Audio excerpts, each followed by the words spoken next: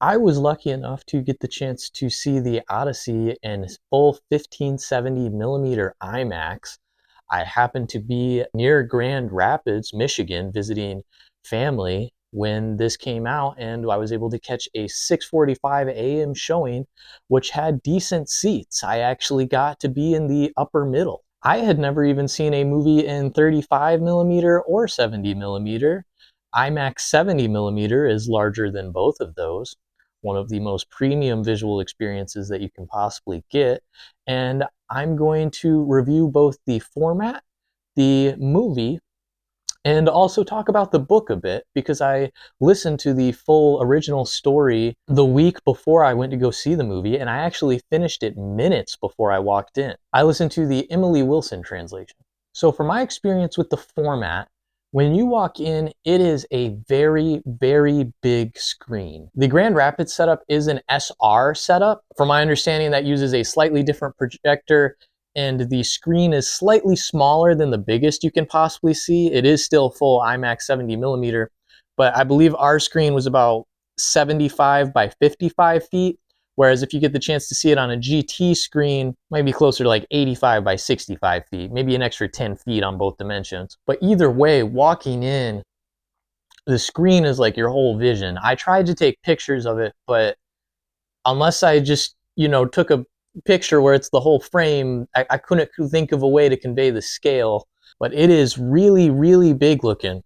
The Odyssey is the first ever movie to be fully shot in this format.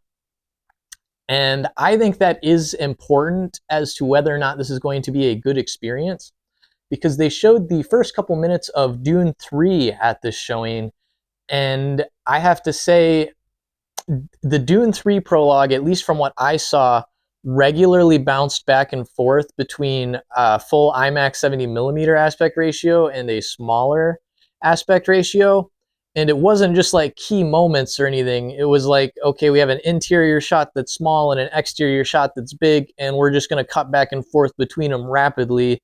And at that level, it's just distracting. Like, I would call that bad. I honestly don't think I want to see Dune 3 in this format. From that prologue, it did not feel like it was done with any intent.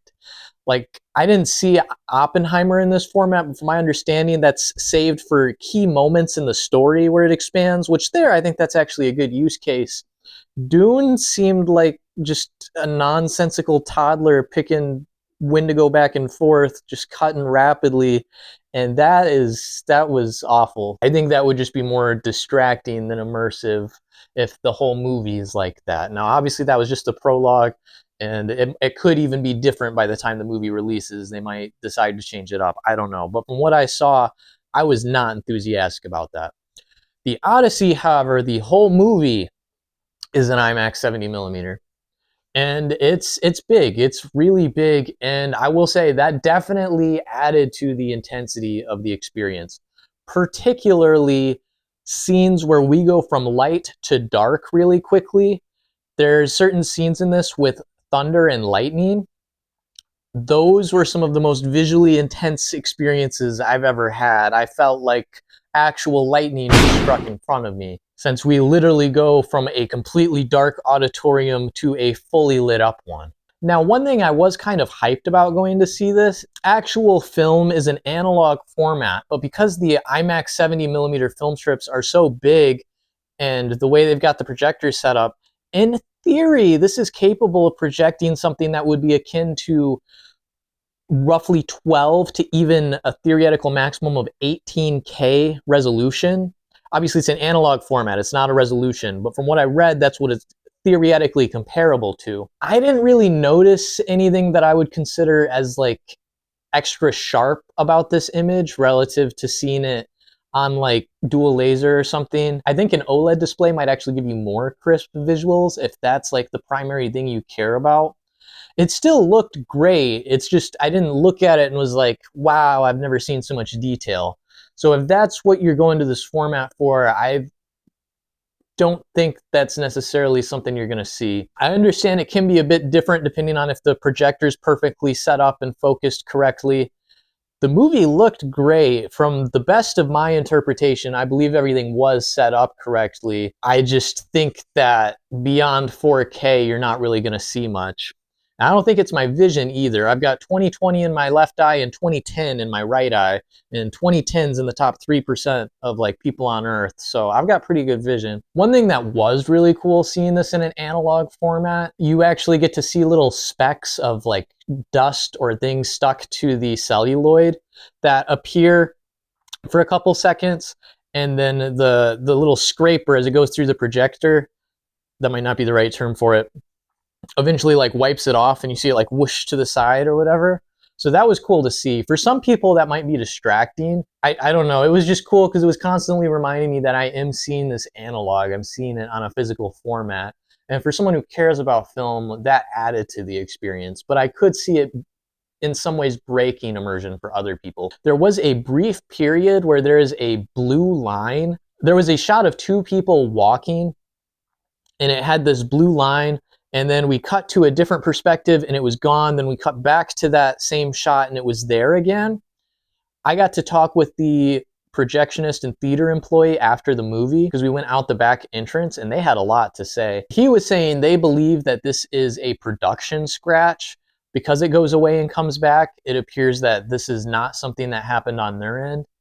And he was saying this is caused by a deep scratch in the film that causes that kind of bright blue, or in some cases bright green line to show up. It was only about 10 seconds of the whole movie for me, so it didn't really ruin the experience or anything. If anything, it was actually kind of cool just to get to see that. I had heard people talk about those lines at Oppenheimer showings, and I'm glad I got to see one, even if it's, you know, technically damaged. The visuals are absolutely massive. I really loved this for shots of vast landscapes, or when we see a boat in the ocean, it just conveys the vastness of scale.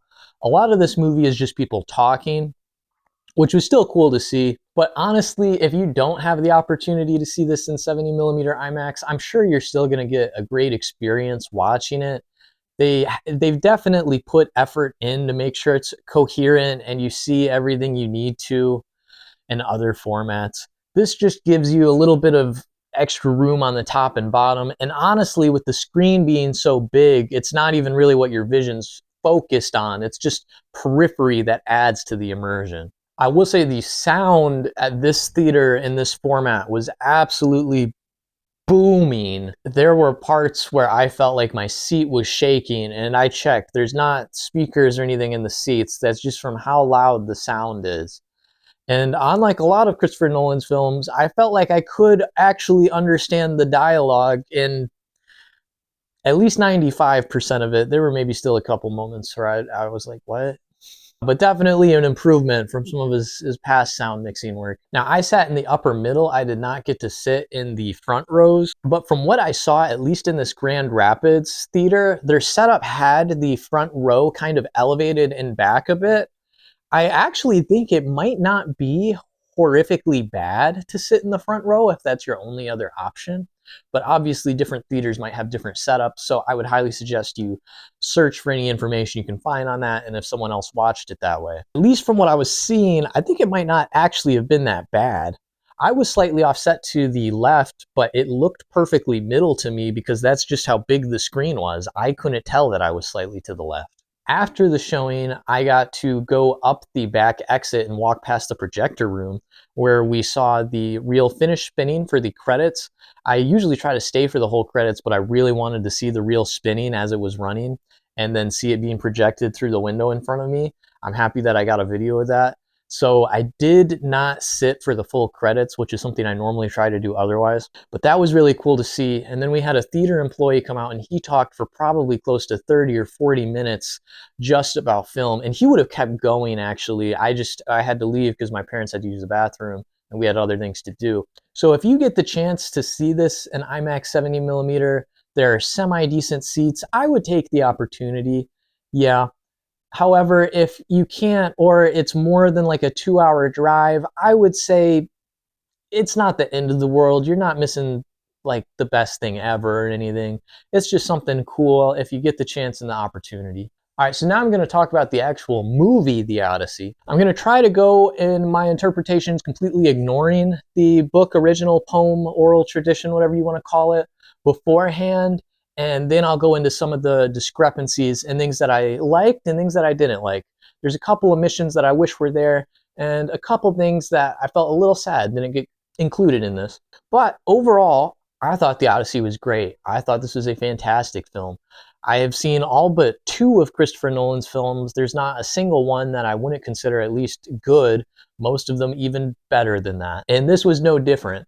This is edited very tightly, and I understand some people feel that there should be more breathing room on weightier lines, and I could see that at a couple points, but I will say this feels fast. This is a near 3-hour movie. It feels like 1 hour. You will not be bored during this.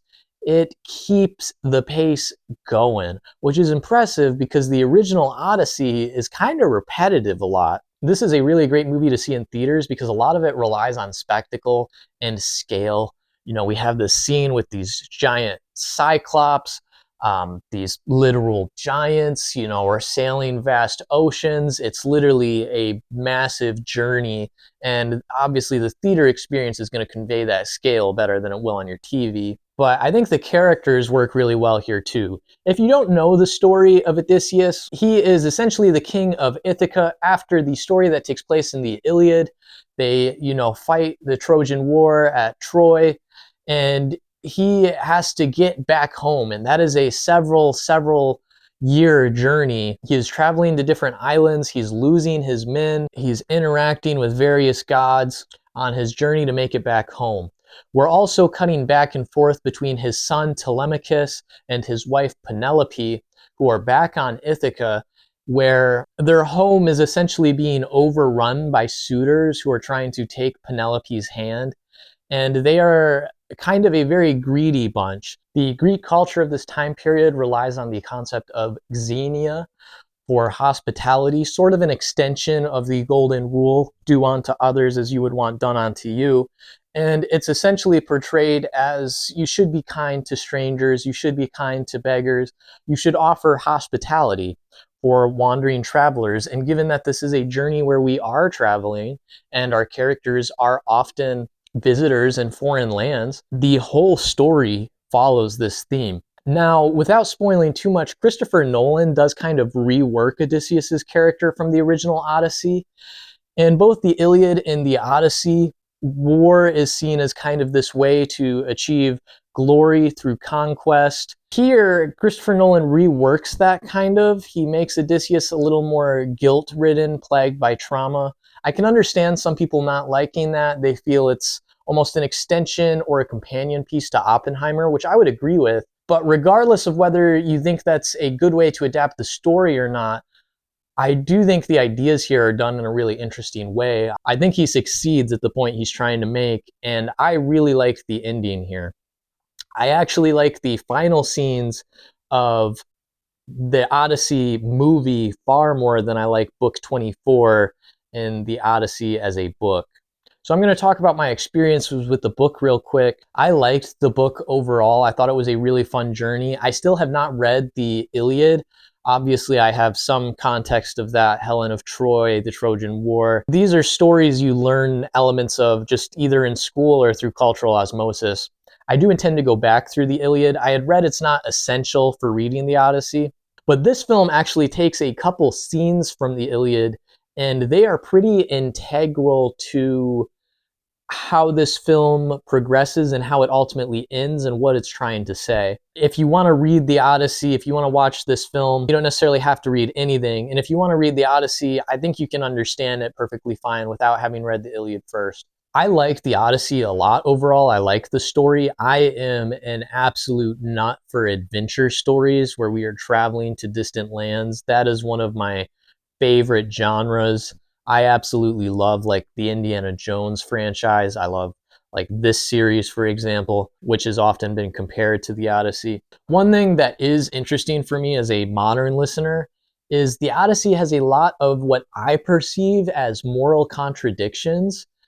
where we are told that a certain thing is righteous or wrong, and then our main character isn't always a perfect being. And it's not always necessarily that he is being a complex character, it's often that this would have been interpreted differently. In the movie, I think Odysseus's character is cleaned up a little bit. There's not as much going into him taking on other gods as lovers for brief periods while he's away from Penelope. We don't really delve into the complexities of that. In some instances, it might be an intentional choice, in others, it's likely coercion. But the movie kind of shies away from that. They make Odysseus a much easier character to root for, which I think is going to work really well for modern audiences. One thing I am a little bit disappointed about, Odysseus is much less of a clever, witty character.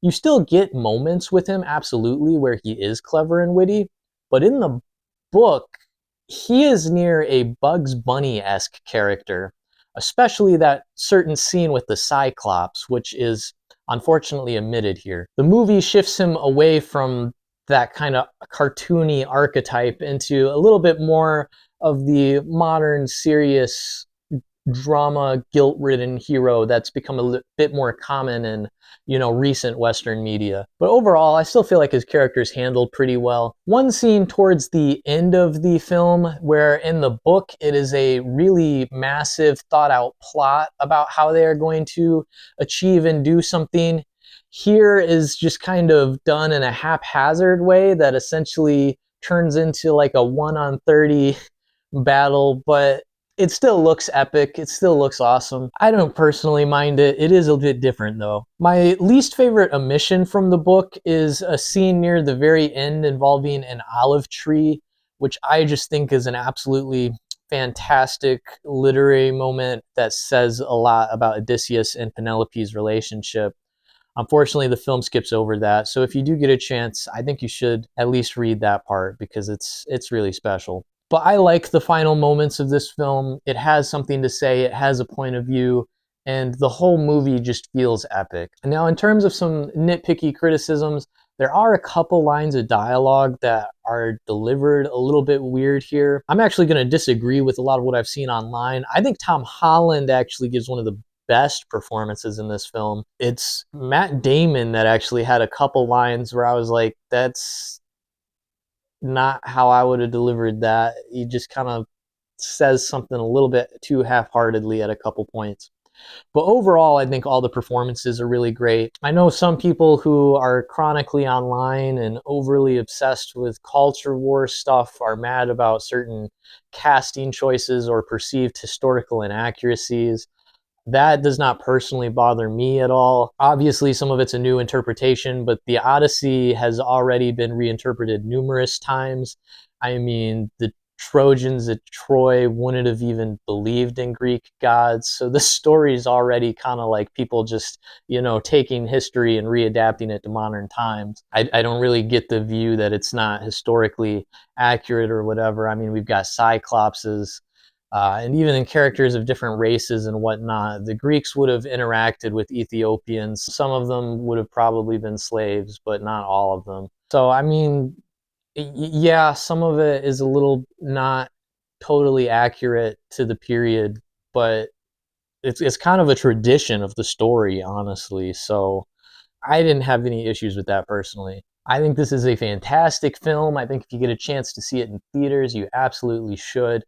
I gave The Odyssey a 5 out of 6. 5 out of 6.